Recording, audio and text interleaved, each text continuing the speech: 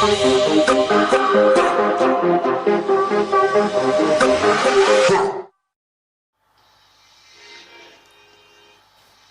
and welcome to a very special episode, only particularly for you Patreon subscribers of Never a Straight Answer Extra. You know all about it. Yeah, this is the podcast that is only, basically, you're only privy to, and We'll sit back, relax, chat, and you listen. You just have a listen, and it's all part and parcel of being a Patreon subscriber. Yeah. So thank you very much. And today, what we're talking about, 10 ways to tell if you're actually intelligent. Yeah, of course. Yeah, me. Are you intelligent? I'm intelligent. Yeah. So you think you're intelligent? People think that they think personally they're intelligent. Yeah. If always people think, a lot of people think I'm, personally they're more intelligent than the next person. I suppose it's on the interactions of how you speak to someone. I think so. Yeah, the way you approach. Do you think it comes down to like book smarts? Because there's always this distinction of like, are you street smarts or book smarts, or like if you know book learning or you know how to do tests, then you can get by. But if you don't know that, then you ain't going to pass it, are you? Yeah, I know, so but someone needs to do it to pass it. There's a difference between solving problems as they occur, which are real world problems, and problems that have. If you learn something out of a book, it's already been taught. So it's already been proved. It's already been proven and tested. Yeah, exactly. So you're just reading somebody else's experiences. Yeah. So anyway, but that's only like survival kind of thing. You know, like if you go out on survival, like Bear Grylls and shit like that. He's only found out them techniques. I'm Bear Grylls. Yeah. I've been here in the wilderness, surviving on Wichita grubs. Yeah, and because someone else has done it. Even though there's a McDonald's around the corner, I'm going to have a Big Mac later, but I'm going to just eat this scorpion first. Yeah, Bear Grylls, crazy guy, mate. But the fact is, it's like, that's survival. It's not intelligence. Is it intelligence to eat a snake because you're hungry? You've got to have a certain amount of intelligence to survive. If you haven't got the things around you, like if we didn't have all this around us, would you be able to survive? Well, no, and that's it. And that's what I was saying about evolution and stuff, because like when people argue about evolution, I say, it's like, well, we've evolved to our surroundings, we've built our surroundings to the point where we're so fucking comfortable that we've got no natural predators. We're getting more lazy if you think about it. So we're being more lazy society. Well, there's a few questions, like I say, we've got 10 questions that'll answer whether you're intelligent or not. So, question number 1. Can you solve real life problems? The intelligent people are good at solving real life problems. The real life problems are quite different from textbook problems, where the right answer is already known and every problem is simplified to a mathematical problem. In the real world, no situation is ever the same. No. Even when the problem is the same, the person or the situation is different. Hence, you have to be really intelligent to find situations to the real life problems, or solutions to the real life problems, which are always unique and whose accuracy is known only in the future. But if you've known someone's been able to do that before, you'd be able to use that technique. If you have never known. Well, no, you can predict what you can predict what the outcome is, and then you've got to count on yourself. On exactly, it's a gut feeling, isn't it? So not only that, it is an intelligence because it's kind of working out on a whim what you can do to fix the problem or to kind of get around the problem or make it work to your advantage. That's the intelligence. Like I say, in book learning, would you not say that that's kind of like you could apply that because you've read about it and you know that it's textbook. That's where the term comes from. But have done it in the first place. Well, that's what I'm saying. It's been done, but that's what I'm saying. It's proven. So if you did find yourself, all right, then if you've read a book and it says the best way to fight off a shark in an attack is to bop it on the nose, right? And you've read that in a book. Now you've only read it in theory, and you've never had to put it in practice. But there might come a day when you need to put it in practice, but because you've read that and you know it's a proven technique, you would try that I need to bop it on the nose, and you bop it on the nose and it might work for you. Yeah, it might not. It might make you more angry, you know what I mean? Well, there you go. So, go on. I forgot what I was going to say, to be honest. Well, it's question number 2. Do you choose the right people for the right job?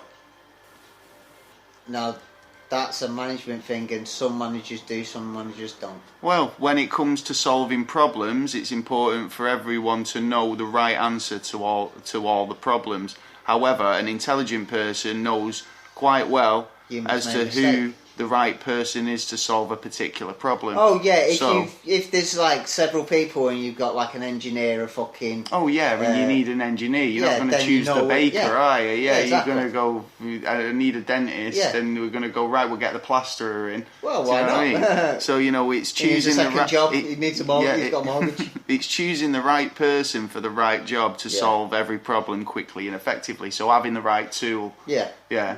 So, right tool for the right job. Tool for the right job. Right way. So that's another sign of intelligence, he said. So do you often succeed in achieving your goals? No, because I don't set myself that many goals. Alright, okay. Well, ordinary people are always driven by the motivation of others who often fool themselves by telling things like, nothing is impossible and you can do anything in your life. Be always positive and optimistic, etc.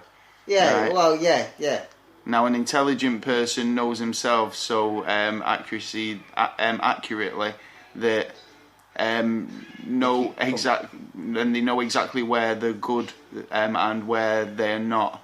In the situation. So. I had a conversation with somebody actually about this, about optimism being like a negative trait. Right. Do you know what I mean? And I was like, why is it? Because you're quite hopeful. It's got to be a good thing. Do you know what I mean? But then they were saying, well, like, you're fooling yourself into believing that, things are going to turn out well. But if you sit and wallow, then nothing's going to change for you. And I think remaining optimistic and hopeful is never a negative thing.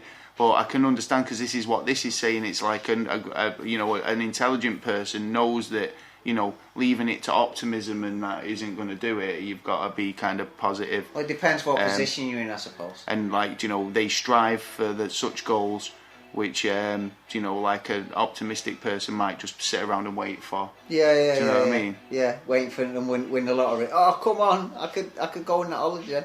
But like, even when an intelligent person fails, they learn from it and make stepping stones to success. You always learn from your mistakes. Oh, there you go. If you don't learn from it, then you're a fool.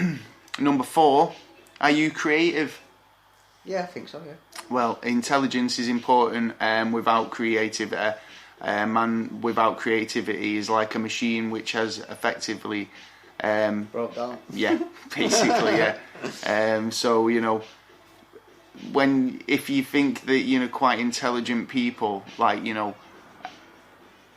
it's like, how you define intelligence. Well, do you know what I mean? you Because you can be a genius. You can be a musical genius, an artistic genius. Or Leonardo da Vinci. You could, exactly, engineering genius, like inventing things, like, so I think kind of like, just because you kind of book smarts, I think the artistic community get a lot of sort of negative sort of thingy for not being academically book learning. I think people are too hard on themselves. Every single person's got a different trait to everyone else that they know about it, but they don't use it because they're probably scared about using it, to be honest. Well, like say, an intelligent person or a creative person will find 1,000 new ways of doing one thing.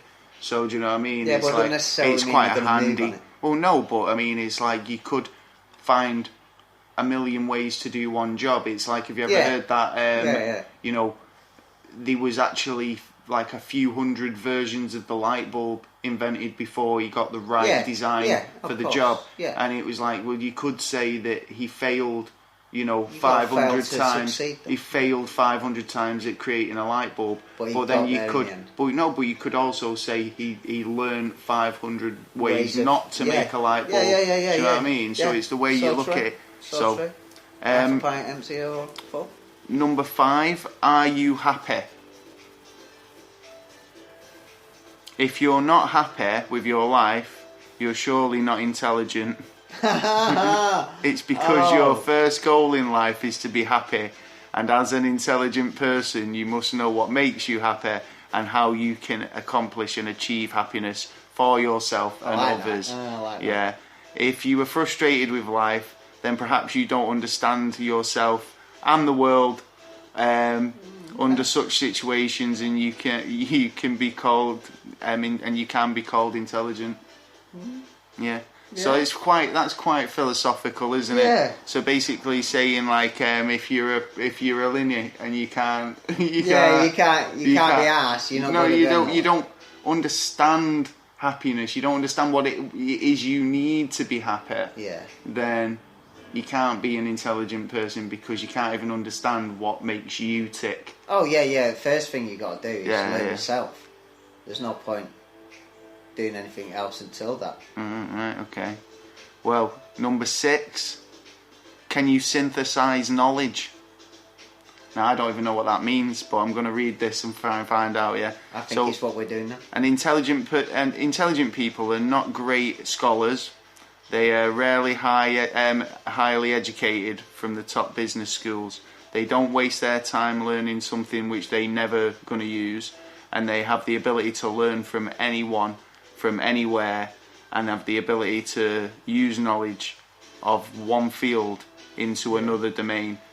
So so they're basically able to kind of use knowledge to their advantage. Basically, just you know what? Say you are right in what we do every week. We kind of take a topic and we kind of try and learn everything we can about that. Yeah, and you know we use it. We pass it on. We kind of try and break it down into an easier a digestible sort of package. But fair dues. Yeah. I think we're in that category, to be honest. I think it's turning into are we intelligent? I think I'm introspecting. On this as well. I think I pass on most of them. Number 7, can you work with people smarter than you? Yeah. Well, intelligent people are not most brilliant people. They often have poor memory and slow attention, analytical power. The stories of forgetfulness of Einstein and Newton are well known. However, they have knowledge and knowledge. They have the knowledge of knowledge. They have micro pictures of the world, and they know how to individual things fit into the proper place. Hence, when they meet smarter and more successful people, they don't feel inferior, but rather than their strengths to achieve their objectives. Yeah, so they've seen the goal and they've gone for it. Well, they kind of no see one's it as, in the way. So they try and see it as kind of like you know, they've met someone smarter. Is that something that they've tried and prove that they're on par with them? Smart people like doing that, don't they? Thinking like challenging each other on certain aspects to see how smart you are to each other. Yeah, but this is it. It's like you say. It's like it's like that Big Bang Theory. Sheldon, if you want to look at it as a modern representation, he's a kind of awkward guy, right? But he doesn't understand feelings, other things. Stuff, so it's like, it's like they've got bad memories. They've got it's not He's Sheldon, got a smart one, but it's like forgetfulness and stuff. Obviously, it's traits of genius because they've got the mind on other things. Do you know what I mean? And is that come down to a fact that they've got a different view on things, and those other things just kind of don't even get processed? Well, you'll often find that smart people are scruffy people. Yeah. Because they're too busy. But the question is, can smart people work with smarter people? Yeah, because you can use the knowledge of. I think that smart people. Well, no. Again, if you want to go back to the second point, You know, like a smart person recognises the abilities of the other people. So at the end of the day, if you're a smart person and you see someone who's smarter, that is an advantage because they can think of things that you're trying to get there. You're trying to get there, but you just can't. Yeah, and then this other guy comes over, fresh eyes, looks over your work and goes, "You're on something here. This is what you need." Yeah. And then you've done it. Yeah. So no, I think smart people should be able to work with smart people, and if they're smart, then they'll see that their strengths are an advantage. So at number 8, can you predict people's behaviour accurately? Most of the time, yeah. Do you think? Yeah. I think I'm quite empathic in terms of not like a superhero, but like I've got a lot of empathy, and I can kind of see when people are down or like in a good, I can read people in that respect, but I like to think that I can read body language a little bit as well. So you know what I mean? Intelligent people are able not only to predict their own behaviour in a given situation, but also able to predict the behaviour of other people they are dealing with. They are hardly surprised when people's behaviour in a particular way, because they already knew that person was probably going to do that. Yeah. Well, there's certain traits that you can see in people that are strong, that you can see they're going to do something, and then there are certain ones that are weak on that front. Yeah. But you can spot them. Well, it goes into number 9 as well. Can you predict the future accurately? I think I've done quite well. I think again it all comes down to probability, because you could on an average day, you know how your day's going to play out, right? You're going to get up, you're going to go to work, you're going to do 90% of the time. There's not going to be anything so different that it's going to be a major change to your day, right? Then you're going to come home, and then you might have variations of a few things, but I could say on an average day most people can predict what they're going to do, because it's just basic maths. You know what you're going to do. It's already your pattern, right? Now you could argue that you could change that, right? You shouldn't really have. You could have I could have a bet with you and say I can predict what you're going to do tomorrow, and I could probably get it right? But then you can go, haha, no, you're not going to get it right, because I'm going to. Well, it's not as crude, but you could change your day. You could go, fuck you, I'm going to win this bet. I'm going Alton Towers. Well, if I knew about Alton Towers is a theme park place over here. But then, if you did the bet with Jay, then I would know it, and I would do that thing. Then that interaction makes it a positive one, because nothing has made me suspicious unless I suspect. But that's what I'm saying. But it's like I think most people can predict to a level. It's not going to be something that's. Some people are. Some people are. It's not impossible. It's just if it was, it'd just be improbable. While most people find the future quite unpredictable, an intelligent person already knows the future because it comes. Do you know what I mean? Hence, how you recognise they are always ready for the future, because their accurate knowledge of people and the laws of the world. Like Nostradamus. They are not only predicting the future, but also making their future. God, this sounds like some sort of like pro money making. It's like one of those books. Remember on Red Dead Redemption when you meet a guy and he says, "Do you want to be rich? Yeah. Read my book. 10 ways to make you rich in 10 minutes." Yeah, it's fucking dollar, wasn't it? This is it. Yeah, bastard. Well, this is an extract from that book. Yeah. I think, like I say, I think my explanation of it, a clever person would know what to expect because of just, but in a certain situation, it's like predicting the future. It's like, how could you predict the future if you were in a situation where the unexpected was happening? Yeah, I mean, what would you do if an elephant went through that window right now? I would not have predicted that. Yeah, and what would you have done? I would have fucking gone, fucking hell, there's an elephant just crashed through my window there. See, in an incident, you can spot who the ones who are going to flee and who the ones who are actually intelligence. I always like to think, I always have this, so if I'm on a public transport, on a bus or something, I'll be sat there zoning out, and I'd think, you know what, if this bus... The screamers ain't going to do shit. If this bus flipped, who on this bus would actually be has got the guts to step up and try and rescue the other not so kind of people? But then again, would I fall into that category? That's the thing. If no one else does, would you? Yeah.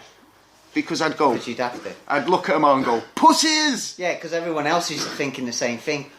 Oh, I don't want to get involved. If I don't want to be no hero, you know what I mean? And it's a case of like, you know what, is anyone else up for it? Oh shit, he stood up, right, fuck it, I'll sit back down. Yeah. I'm going home and having a cup of tea. Well, he's going to get all the hassle for the next 5 weeks. I'm not dragging you out of the burning bus then, am I, mate? Yeah, that's it, man. At number 10, can you prevent problems? Can you diffuse things? Yeah. Whilst ordinary people solve a problem as and when they arise, an intelligent person are able to prevent the problem itself due to their accurate knowledge. Yeah, you try and stop it before it happens. That's the main of the thing, cause and effects. Yeah. The butterfly effect, baby. Yeah. So an intelligent person can see that butterfly flapping its wings in Tokyo and creating a tsunami in fucking the other side of the world. Yeah. But it's like walking down the road and someone shouting, what an intelligent person would have done is gone over to that butterfly and ripped its fucking wings off. Yeah. Kicked in the fucking ball. Saving millions. So yeah. I think, Well, here's a quote from Albert Einstein who said, very wisely, intelligent people solve problems, geniuses prevent them. Yeah, that's a good point. Yeah, so you can be intelligent, but, you know, leave this genius's shit to us, you know, I'm not joking. Yeah. Are you really intelligent? What do you reckon? Do you reckon you fall into some of them categories? I think I fall into at least 9. Do you? If not 8 and 9. I'll go 8 just in case. Oh, there you go. In fact, no, fuck it. I'll go 9. I'm going all 10. I'm going 9, yeah. No, I'm not going 10. I'm going all 9. Well, I've got one you know what? Our listeners can actually tell us, because like they're listening. They can go, well, nah, we've listened to your arguments and you're talking toast, mate. Yeah, tell us if we're talking bullshit, man. Anyway, yeah. Well, that's been our kind of 10 questions to find out if you're intelligent. But to be honest, I think they were written a little bit kind of by some sort of arrogant guy. Hey. I don't know. I didn't write them. Yeah, well, so, that's true. I found them on the interweb. But what I was going to say, it was like I think, you know, in terms of IQ tests. Yeah. Again, if you know how to do an IQ test, you can pass an IQ test. Well, if you do them often enough, you'll see the same questions coming up. Yeah. You pass it. So Mensa's just a school for them kind of people who can do that kind of stuff. Oh yes, I'm in Mensa. I'm in Mensa, don't you know? And whoopie I was Countdown Regional winner 1992. Woo-hoo, right, quick, tell the world. I've got a teapot. Anyway, and I got a cup of tea. Yeah, and I met Carol Vorderman. Right. Ooh. Anyway, right. That's it. That's it for our extra bonus. Yeah. Extra thing for Patreon people. Only for them special people. For your special people that we love in our life. Yeah. And that's you. So thank you. Yeah. I'm gonna try and work out how I put this on Patreon now. So yeah, it'll be up when it's up. Yeah. Got fucking loads of content today, so all boosted good. it out today. Here he is snoring again. Well, it is 3 o'clock in the morning. Well, so, the cat's asleep, Jay's asleep. Yeah. Me and Taylor are still waffling on. Yeah. Well, you know. If you want to get in touch, you can always do that at neverstraightanswer@gmail. Yeah. You can get us on Twitter at NASA_never and on Instagram at Never Straight Answer. Yeah. I'm not going to tell you about Patreon because you've already done it and we love you for it. We'll tell you about DizzyJam now. We'll tell you about our merch. Get yourself on DizzyJam and you can always get yourself a t-shirt. Yeah. Show some more love. Wear our colours with pride. Yes. We'll get a mug. Got a couple of designs, got some really cool ones. And all the proceeds go obviously back into this. So thanks for listening. Really appreciate it. Really appreciate you. I've been Gaz. I've been Taylor. Peace. Out.